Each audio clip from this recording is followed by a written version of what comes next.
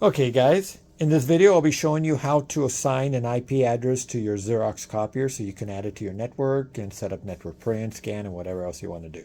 I'm going to be using a altalink B8075, but it really doesn't matter what model you have. If it looks like this, it should be the same process. So first and foremost, you have to make sure you got a hardwire, a network cable connected to your machine. Needless to say, it's got to be a working cable.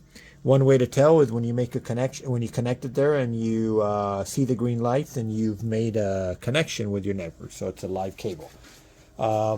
If you've purchased the wireless adapter that is available for this machine, then I'll show you where you'll go to find your wireless name and type in your password and so forth. So I'll go ahead and do that at the end of this video. So let's get started. First thing you need to do is you have to log in as admin. So you have to type in the username, which is lowercase admin. Hit next. Password's going to be 1111. Hit done. Now, if you can't get past this step, then unfortunately somebody changed the admin password on you, and if you don't know what it is, you will have to call an authorized Xerox dealer to come and reset that for you. It's not something you can do on your own. So let's keep moving forward. Next thing you're going to do is hit device, scroll up till you get to tools. You're going to select network settings, TCP/IP settings. Now, if you have an IP address that you want to assign it to, as well as your gateway and submask, then what you'll do is you'll select this middle box. Make sure you take it off DHCP or boot and select disabled. Hit OK.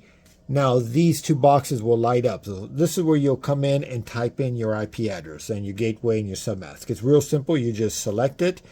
You type in your IP address and hit OK. Same thing for your gateway and your mask. Okay.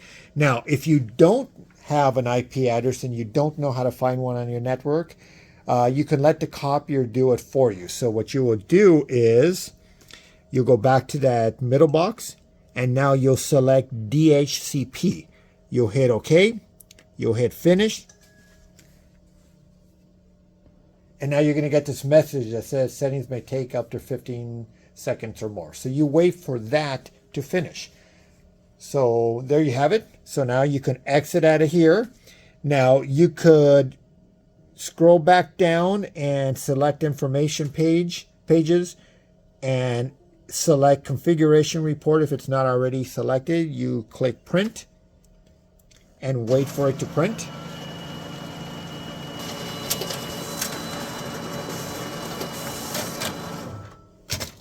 There you go. Now if you look at the front page, the first page, toward the top left, you'll see your IP address, and that's the IP address that the copier found on your network. So there you have it. You've just set up the IP address on your machine, and good luck. Okay, for those of you with the wireless adapter option installed on your machine, the way you will get to that is you're on the device page, scroll up till you get to tools, select network settings. This time you're going to select network connectivity, and here you're going to see your wireless option. You're going to select that, and then that's where you're going to find, it's self-explanatory. I just don't have a wireless adapter connected to this machine, so I can't show you, but you should be able to figure it out. Just follow the steps. You're going to search for your SSID name of your network, which is your network name, and you're going to type in your password, and then you're in. So good luck, guys.